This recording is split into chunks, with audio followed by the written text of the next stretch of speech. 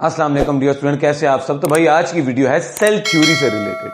Cell theory क्या है, मैं आपको सिंपल अल्फाज में एक ऐसी थ्योरी है, ये एक ऐसा पासुलेट है, या और भी आसान अल्फाज में एक ऐसा फॉर्मूला है जो कि पेश किया माथियास शील्डन एंड थियोडर श्वान ने। ये दो साइंटिस्ट थे जर्मन के। इन्होंने एक ऐसा थ्योरी, एक ऐसा पासुलेट, एक ऐसी वर्डिंग प्रेजेंट की जिसमें इन्होंने सेल बायोलॉजी की टर्मिनोलॉजी से रिलेटेड, सेल बायोलॉजी की जुबान में उन्होंने लिविंग ऑर्गेनिज्म को एक्सप्लेन किया, लाइफ को, लिविंग ऑर्गेनिज्म को सेल बायोलॉजी की जुबान में एक्सप्लेन किया। इसको सेल थ्योरी बोलते हैं। और तकरीबन सारे के सारे लिविंग ऑर्गेनिज्म इसी सेल थ्योरी को फॉलो करते हैं।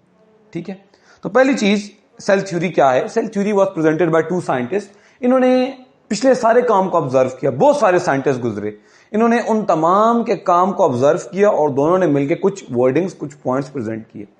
एमसीक्यूज अक्सर आ जाता है कि इन दोनों में से एक बॉटनिस्ट था, एक जुओलॉजिस्ट था, तो अक्सर एक बेतुका सा एमसीक्यूज आता है कि इन दोनों में से बॉटनिस्ट कौन था, जुओलॉजिस्ट कौन था। तो माथियास शील्डन जो थे ये एक बॉटनिस्ट थे और थियोडर श्वान जो थे ये एक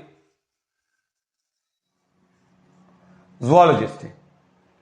ठीक है, अब हम आते हैं इनके पॉइंट्स की तरफ कि इन्होंने कौन कौन से पॉइंट्स रिप्रेजेंट किए।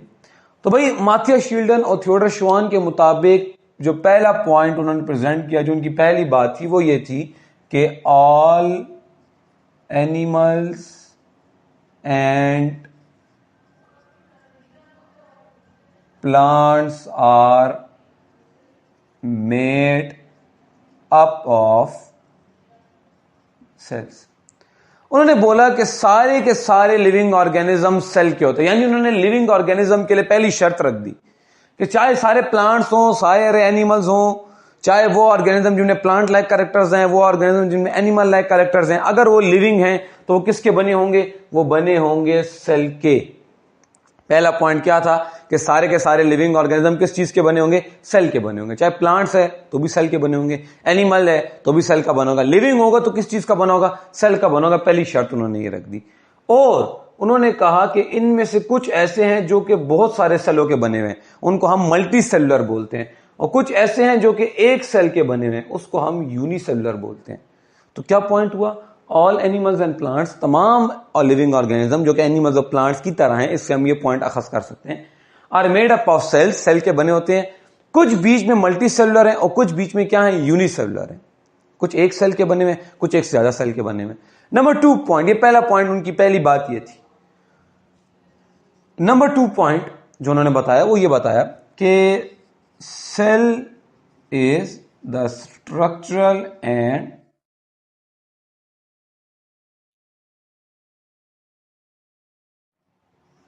Functional unit. सेल जो है वो एक स्ट्रक्चरल और फंक्शनल यूनिट है। अगर आप मेरे टिकटॉक से यहां पर आए हैं तो आपको पता होगा स्ट्रक्चर और फंक्शनल यूनिट क्या है। नहीं आए तो आप जाके मेरे टिकटॉक पे वीडियोस देख सकते हैं। स्ट्रक्चरल और फंक्शनल यूनिट लिविंग ऑर्गेनिज्म का क्या है, वो एक सेल है। मतलब एक बॉडी सारी की सारी किस चीज की बनी होगी, सेल की बनी होगी। एक लिविंग ऑर्गेनिज्म में सारे का सारा क्या होगा, सेल होगा। बहुत सारे सेल जुड़ के एक लिविंग ऑर्गेनिज्म बनाएंगे, तो उसका स्ट्रक्चरल यूनिट क्या होगा, सेल होगा। और बॉडी के सारे फंक्शन कहां पे हो रहे होंगे, बॉडी के सारे फंक्शन उसके सेल में हो रहे होंगे। उसके अंदर डाइजेशन उसके सेल में हो रही होगी, सारी एनर्जी कहां बन रही होगी, सेल में बन रही होगी। कोई चीज बन रही होगी तो कहां बन रही होगी, सेल में बन रही होगी। कोई रिएक्शन हो रहा होगा उसकी बॉडी में तो कहां हो रहा होगा, सेल में हो रहा होगा। तो बॉडी के सारे फंक्शन सेल में होंगे, इसलिए हम बोलेंगे कि सेल कौन सा यूनिट हो गया, सेल फंक्शन यूनिट हो गया। तीसरी चीज उसने बोली कि द न्यू, इन्होंने बताई, new cells are made from pre existing cells. इन्होंने बताया कि जो नए सेल्स हैं ये पुराने सेल्स की मौजूदगी से बनते हैं। पुराने सेल्स होते हैं वो डिवाइड करके न्यू सेल बनाते हैं। New cells are made from pre existing पहले सेल से मौजूद, तो नए सेल कहां से बनते हैं, पहले से जो मौजूद सेल होते हैं उनसे बनते हैं। कैसे बनते हैं, by the process of cell division. ठीक है, नए सेल कैसे बनते हैं? पुराने सेल से बनते हैं। क्यों? पुराने सेल डिवाइड होकर नए सेल बनाते हैं। तो 3 पॉइंट्स हैं। इन 3 पॉइंट्स में इन्होंने समराइज किया लिविंग ऑर्गेनिज्म के कैरेक्टर्स को कि उस पहली बात, उसके अंदर सेल होगा, या तो वो लिविंग ऑर्गेनिज्म मल्टीसेलुलर होंगे या यूनिसेलुलर होंगे। उनके अंदर सेल होगा और वो सेल उनका स्ट्रक्चर यूनिट भी होगा, उनका फंक्शनल यूनिट भी होगा, यानी लिविंग बॉडी बनी भी सेल की होगी और बॉडी के फंक्शंस भी सेल में हो रहे होंगे।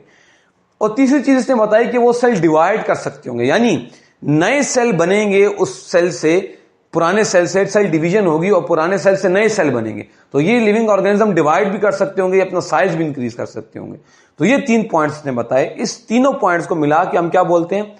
सेल थ्योरी बोलते हैं। अब इसमें जो ये वाला पॉइंट है, ये थर्ड पॉइंट, अगर आप इसको गौर से देखें, ये इशारा करता है सेल साइकिल की तरफ कि नए सेल बनते हैं पुराने सेल से, फिर जब वो नए सेल पुराने होते हैं वो डिवाइड करके और नए सेल बनाते हैं, फिर जब वो पुराने होते हैं वो डिवाइड करके और नए सेल बनाते हैं। तो एक साइकिल चलता रहता है, new cell pre existing cells का, पुराने सेल नए बनाते हैं, फिर वो नए पुराने होते हैं, फिर वो नए बनाते हैं। तो एक साइकिल चलता रहता है, इसको बोलते हैं सेल साइकिल। तो पॉइंट नंबर 3 सेल साइकिल की तरफ आता है।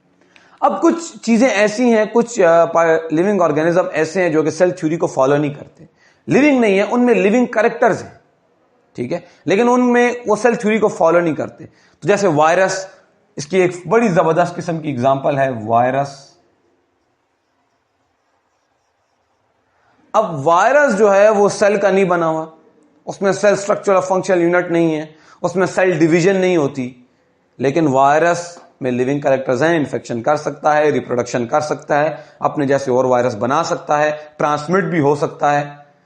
तो ऐसे कैरेक्टर्स जो कि ऐसे लिविंग ऑर्गेनिज्म, ऐसे सॉरी ऑर्गेनिज्म जो कि सेल थ्योरी को फॉलो नहीं करते लेकिन उनमें लिविंग कैरेक्टर्स हैं, तो इनको हम सब सेलुलर पार्टिकल्स भी बोल देते हैं, ठीक है। उम्मीद आपको आज की वीडियो अच्छी लगी होगी। अगर वीडियो अच्छी लगी तो आप चैनल को जरूर सब्सक्राइब करें, वीडियो को लाइक करें, ठीक है। वीडियो को लाइक करें, चैनल को सब्सक्राइब करें, अपने दोस्तों के साथ शेयर करें। अपना बहुत बहुत ख्याल रखिएगा। अल्लाह।